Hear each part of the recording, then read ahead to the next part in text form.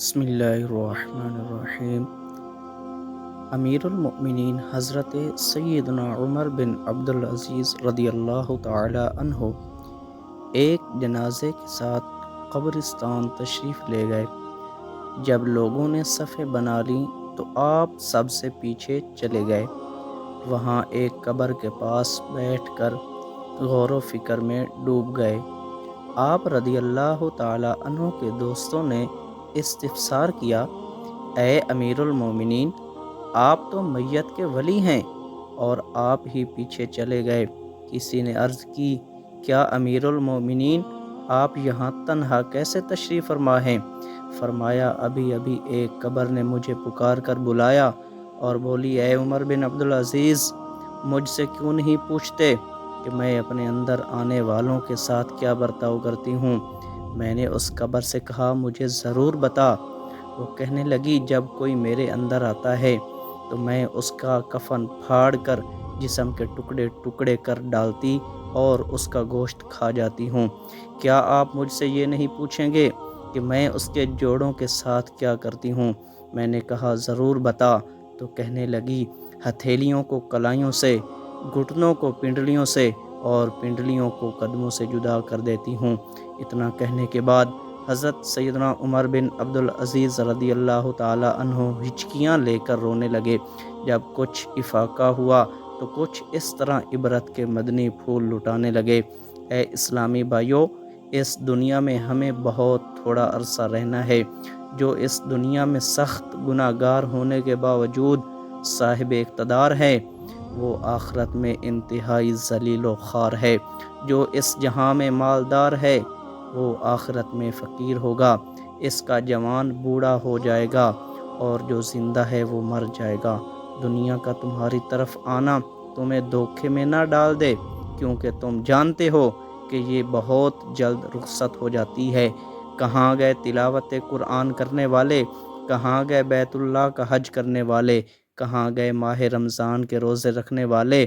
خاک نے ان کے جسموں کا کیا حال کر دیا؟ قبر کے کیڑوں نے ان کے گوشت کا کیا انجام کر دیا؟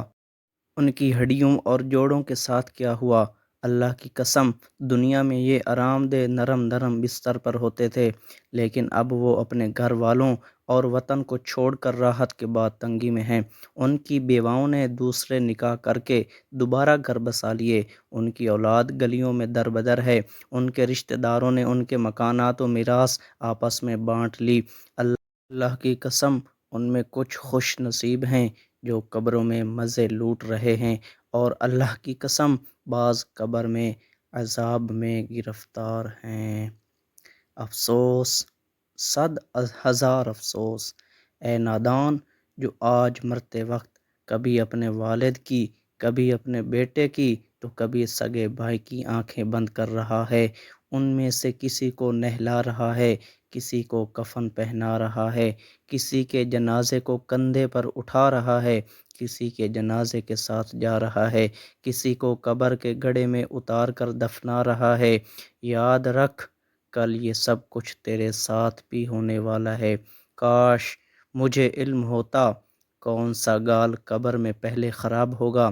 پھر حضرت سیدنا عمر بن عبدالعزیز رضی اللہ تعالی عنہ رونے لگے اور روتے روتے بے ہوش ہو گئے اور ایک ہفتہ کے بعد اس دنیا سے تشریف لے گئے۔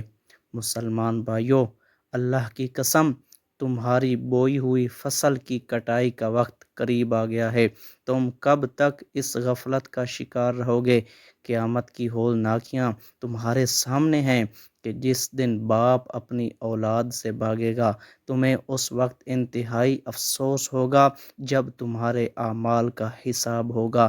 تم سوکھی ہوئی اس گھاس کی مانند ہو جاؤ گے جس کو ہوائیں ادھر ادھر پھینک رہی ہوتی ہیں۔ تم کب تک اس غفلت میں مبتلا رہو گے؟ حالانکہ توبہ کی قبولیت کا علم تو ظاہر ہو چکا ہے۔ اے خواہشات کے سمندر میں غرق ہونے والو، نجات کی کشتی پر سوار ہو جاؤ اور اپنے افعال سے برائیوں کا جڑ سے خاتمہ کر دو۔ اپنے نفس کو ندامت کے ساحل پر ڈال دو، پھر تم اللہ عز و جل کو بہت زیادہ کرم فرمانے والا پاؤ گے۔ اے مسلمان بھائیو، اللہ عز و جل کی بارگاہ میں ذلت اور عاجزی کے ساتھ اپنے ہاتھ پھیلاؤ اور اس گھڑی گریہ وزاری کرتے ہوئے پکارو، اے وہ ذات جس کی نافرمانی کرنا اس کو نقصان نہیں دیتی اور نہ ہی جس کی اطاعت کرنا اس کو کوئی فائدہ دیتی ہے۔